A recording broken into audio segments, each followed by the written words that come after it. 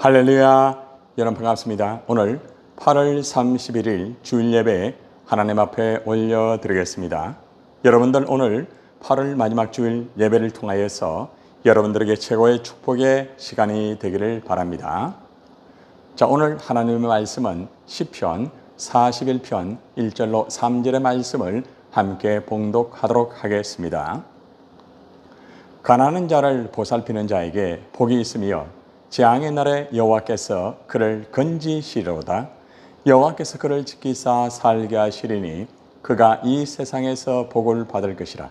주여 그를 그 원수들의 뜻에 맡기지 마소서. 여호와께서 그를 병상에서 붙드시고 그가 누워있을 때마다 그의 병을 고쳐주시나이다. 아멘. 자, 오늘은 가난한 자를 보살피는 자라는 제목을 가지고 여러분과 함께 은혜를 받도록 하겠습니다.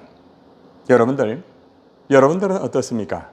여러분들은 가난한 자를 보살핍니까? 네.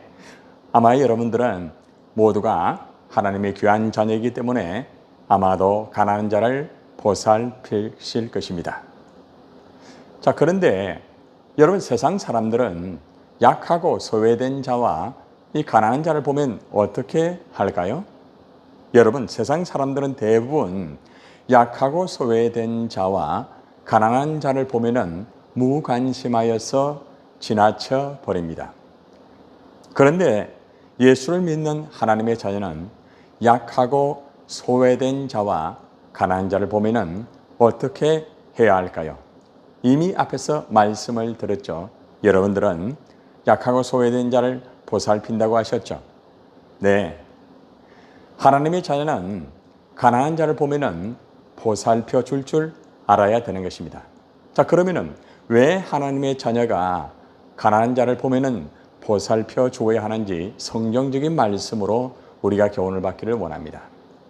신명기 15장 11절의 말씀에 보면은 하나님께서는 어려운 자와 가난한 자를 보살펴 주라고 하셨습니다. 자, 말씀을 함께 보시기를 바랍니다.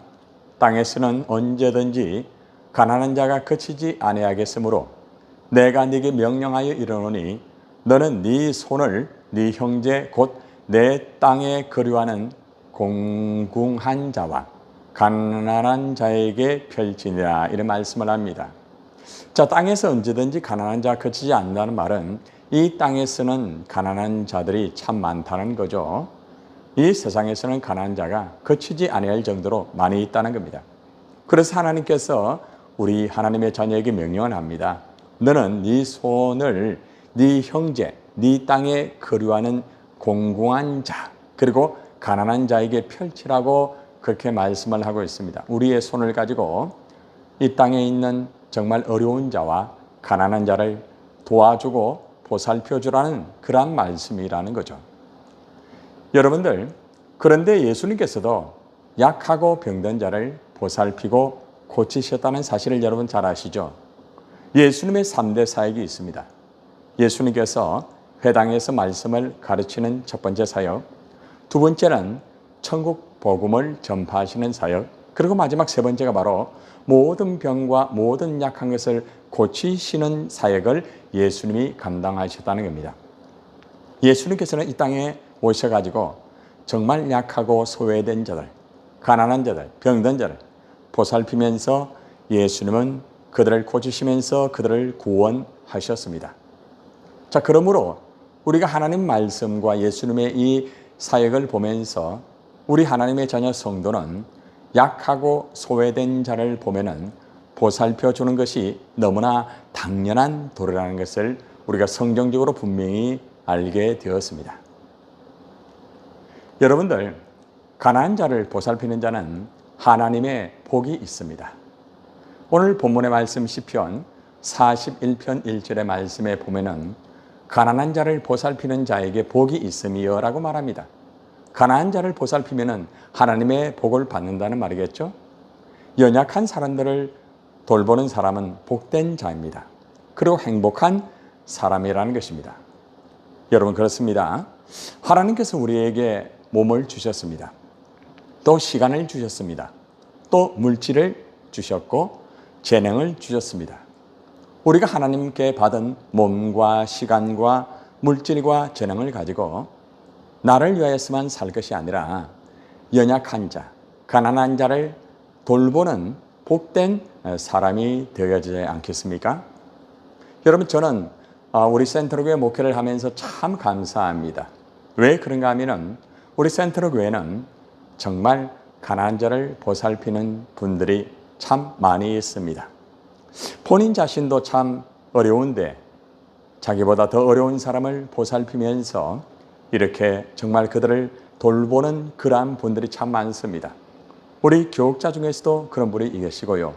또 우리 중직자 중에서도 정말 몸과 시간과 물질과 자신을 들이면서 연약한 자를 돌보는 참 귀한 분들이 있다는 겁니다. 심지어 평신도 가운데서도 그런 분이 있습니다. 제가 더 감사한 것은 본인이 기초수급자인데도 가난한 자를 위해서 정말 이렇게 구제헌금을 들으면서 목사님, 어려운 자를 위해서 좀 이렇게 도와주세요, 협력해 주세요, 이렇게 하는 참 귀한 분들이 있습니다. 저는 목회를 하면서 우리 교회가 얼마나 건강한 교회인가를 감사하면서 하나님 앞에 영광을 올려드립니다. 그렇습니다. 하나님께서 주신 몸과 시간과 물질과 재능으로 여러분들 연약한 자를 돌보시기를 바랍니다. 그러면 여러분들은 복된 사람이 되는 것입니다. 여러분, 하나님께서는 가난한 자를 보살피는 자의 이 선행을 있잖아요. 다 갚아주십니다. 여러분들 절대 손해가 아닙니다. 오늘 잠언서 19장 17절의 말씀에 보면은 정말 이 가난한 자를 이 보살피는 이 선행이 얼마나 귀한지 하나님께서 분명히 말씀을 합니다. 자, 보세요. 가난한 자를 불쌍히 여기는 것은 여호와께 구워 드리는 것이라고 말합니다. 여러분, 가난한 자를 불쌍히 여기는 것은 있잖아요. 하나님에게 이렇게 구워 드리는 것이라고 말합니다. 참 놀란 거죠. 자, 그러니까 하나님께서 어떻게 합니까? 그의 선행을 그에게 갚아 주시리라. 다시 말하면은 가난한 자를 불쌍히 여기고 보살피는 자에게는 하나님께서 그의 선행을 보시고 있잖아요. 그를 후하게 보상하면서 복을 주신다는 거죠. 물론 우리가 가난한 자를 불쌍히 여기며 보살필 때에 보상의 심리를 가지고 하는 것은 아니죠.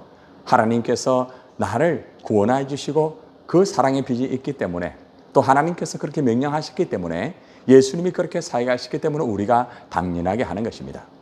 그래서 우리 모두가 가난한 자를 보살피게 되면은 하나님께서는 반드시 여러분들이 가난한 자를 보살핀 만큼 보상해 주시고 최고의 복을 주신다는 것을 여러분 분명히 아시고, 여러분 모두가 가난한 자를 보살피는 그런 선행을 보이기를 바랍니다. 여러분, 하나님께서 그러면은 가난한 자를 보살피는 자에게 어떤 복을 구체적으로 주시는가, 오늘 본문을 중심으로 하여서 이 다윗의 삶을 통하여서 우리가 한번 살펴보기를 원합니다. 가장 첫 번째는 하나님께서는 가난한 자를 보살피는 자에게 재앙의 날에 빠질 때에 건져 주신다는 것입니다. 오늘 시편 41편 1절의 말씀에 보면은 재앙의 날에 여호와께서 그를 건지시로다라는 말씀이 있습니다. 여러분, 이 말씀은 다윗의 말씀입니다. 다윗이 정말 재앙에 있을 때 하나님이 그를 건지시라는 그러한 확고한 믿음의 고백을 합니다. 그런데 정말 다윗이 기가 막힐 어려움에 빠졌을 때에 하나님께서 다윗을 건져주시는 말씀이 바로 시편 40편 2절의 말씀에 있습니다. 나를 기가 막힐 웅덩이와 수렁에서 끌어올리시고 내 발을 반석 위에 두사 내 걸음을 견고하게 하셨도다. 아멘. 여러분, 다윗은 정말 병들고 정말 힘들고 어려웠을 때에, 또 사람들이 배반하였을 때에 이 재앙의 날에 하나님이 자신을 건진다고 그는 고백하였습니다. 그런데 실제적으로 이 다윗이 기가 막힐 웅덩이와 수렁이에 빠져 있을 때에 하나님이 이 다윗을 끌어올리셨습니다. 그리고 다윗의 발을 반석 위에 두사 이 다윗의 걸음을 견고하게 하셨다는 것입니다. 그렇습니다. 하나님께서 가난한 자를 보살피는 자에게는 이렇게 다윗처럼 재앙의 날에 빠질 때에 건져주신다는 것을 여러분 분명히 아시고 가난한 자를 보살피는 그런 삶을 살기를 바랍니다. 두 번째는 여러분 원수들에게 정말 힘들고 어려울 때가 있습니다. 우리가 이 세상을 살아가다 보면은 원수 같은 사람이 있어가지고 나를 정말 힘들게 하고 어려워질 때가 있습니다. 그런데 가난한 자를 이렇게 보살피게 되면은 하나님께서 원수들에게 힘들고 어려울 때에 지켜주시면서 살게 하여 주신다는 겁니다. 실제적으로 이 다윗이 원수들에게 어려움을 당하고 정말 죽음의 그 위기에 있을 때에 하나님께서 지켜주어 살게 하실 것이라고 기도하였습니다. 오늘 본문의 41편 2절의 말씀입니다. 여호와께서 그를 지키사, 그를 지켰다는 것은 누굽니까? 가난한 자를 돌보는 자를 말합니다. 살게 하시리니 라고 말합니다. 그리고 그가 이 세상에서 복을 받을 것이라고 말합니다. 주여 그를 그 원수들의 뜻에 맡기지 마소서, 이렇게 기도하는 것이죠. 여러분 그렇습니다. 정말 가난한 자를 이렇게 보살피는 자는 원수들에게 힘들고 어려울 때에 하나님께서 지켜주시고 살게 하여 주시는 거예요. 자, 실제적으로 다윗이 있잖아요. 원수들에게 정말 힘들고 정말 어려워가지고 죽음 직전에 있을 때에 하나님께서는 이 다윗이 원수들에게 죽지 않도록 지켜주시고 살게 하여 주신 고백이 있습니다. 바로 시편의 54편 7절의 말씀입니다. 자, 보세요. 내 원수가 봉받는 것을 내 눈이 똑똑히 보게 하셨나이다. 아멘. 다윗이 원수들에게 정말 공격을 당하고 힘들고 어려웠을 때 완전히 죽음의 위기에 있었습니다. 그런데 다윗은 하나님께서 원수들에게 죽지 않도록 지켜주시고 살게 하여 주셨다는 말씀이 바로 시편 54편 7절의 말씀입니다. 하나님이 역사해 주셔가지고 원수들에게 보응을 하는 거예요. 원수들이 다윗을 힘들게 하고 어렵게 할 때 하나님이 그냥 두지 않았습니다. 그들을 완전히 무너뜨려 버렸습니다. 물리쳐 버렸습니다. 그래서 다윗의 눈이 똑똑히 하나님이 이 원수들을 보응하는 그러한 역사를 다윗의 눈을 통하여 보았다는 것입니다. 여러분들, 가난한 자를 보살피게 되면 이처럼 원수들에게 힘들고 어려울 때에 하나님이 지켜주어서 살려주신다는 것을 믿으시기를 바랍니다. 여러분, 가난한 자를 함께 열심히 돌봅시다. 그럼 여러분의 세상을 살아가면서 원수들에게 힘들고 어려운 그때에 하나님이 여러분을 지켜주시고 여러분을 다윗처럼 살게 하여 주시는 것입니다. 아멘. 자, 세 번째는 우리가 인생을 살아가다 보면은 병이 들고 병들어 완전히 누워 있을 때가 있습니다. 여러분, 오늘 본문의 말씀은 다윗이 있잖아요. 병이 들어가 너무 힘들고 어려웠습니다. 완전히 병상에 누워 있었습니다. 사람들이 이 다윗을 배신했습니다. 이러한 위기에 있었습니다. 자, 그때에 이 다윗은 어떻게 고백합니까? 여호와께서 그를 병상에서 붙드시고 라고 말합니다. 병이 들었을 때 붙잡아 주신다는 거죠. 그가 누워 있을 때마다 침상에 누워 있다는 거죠. 그죠? 병이 들어가지고 침상에 누워서 일어날 수가 없어요. 그런데 그의 병을 고쳐주시나이다. 이렇게 다윗은 정말 가난한 자를 돌보는 자를 하나님이 병들었을 때 붙들어 주시고 병들어 누웠을 때 고쳐주신다는 이러한 기도를 하였다는 것입니다. 자, 그런데 실제적으로 있잖아요. 이 다윗이 정말 아플 때에 병들었을 때에 하나님이 그를 붙드시고 병을 고쳐주신 고백이 있습니다. 시편 30편 2절의 말씀에 나와 있습니다. 보세요. 내 하나님이여 내가 주께 부르짖음에 나를 고치셨나이다. 아멘. 여러분들, 가난한 자를 돌보는 자를 하나님이 그냥 두지 않습니다. 병들었을 때에 붙들어 줍니다. 그리고 병들어 누워있을 때에 그냥 두지 않습니다. 하나님께서 병을 고쳐주시는 것. 여러분, 병 고침 받기를 원합니까? 그러면은 가난하고 약한 자를 한번 돌보시기를 바랍니다. 여러분들이 병들어서 힘들다, 어렵다 하지 마시고 병들어도 가난한 자를 향하여서 전화 한 통 할 수 있잖아요. 위로하세요. 오히려 격려하세요. 여러분들 그렇게 한번 해보세요. 그러면은 하나님께서 여러분 병에 그 누워있는 자리에서 여러분들을 일으켜 주실 것입니다. 여러분들 하나님께 기도하세요. 그리고 여러분들이 가난한 자, 병든 자, 연약한 자를 한번 관심을 가지고 여러분들이 한번 그들을 돌봐 주시기를 바랍니다. 그러면은 하나님께서 놀라운 역사로 여러분의 병을 고쳐주시고 여러분의 문제를 반드시 해결해 주실 줄 믿습니다. 그렇습니다. 가난한 자를 돌보게 되면 우리가 병들고 정말 병의 침상에 누웠을 때도 하나님이 붙들어 주시고 고쳐 주십니다. 할렐루야. 오늘 가난한 자를 한번 돌보시기를 바랍니다. 그러면 여러분들의 병 고침을 받게 될 것입니다. 아멘. 자, 오늘 말씀에 전체적으로 정리를 하면서 우리가 말씀의 결단을 하기를 원합니다. 오늘부터 말씀을 따라 가난한 자를 돌볼 때에 여러분들 하나님 주신 몸과 그리고 또 시간과 물질과 재능으로 가난한 자를 보살피겠습니다 하는 결단을 하시기를 바랍니다. 꼭 그렇게 하세요. 한번 따라하세요. 오늘부터 하나님 주신 몸과 시간과 물질과 재능으로 가난한 자를 보살피겠습니다. 아멘. 약속했습니다. 가난한 자를 보살피는 자가 되어서 하나님의 복을 받아 누리는 행복한 삶으로 하나님께 영광을 올려드리겠습니다. 이렇게 한번 다시 한번 결단합시다.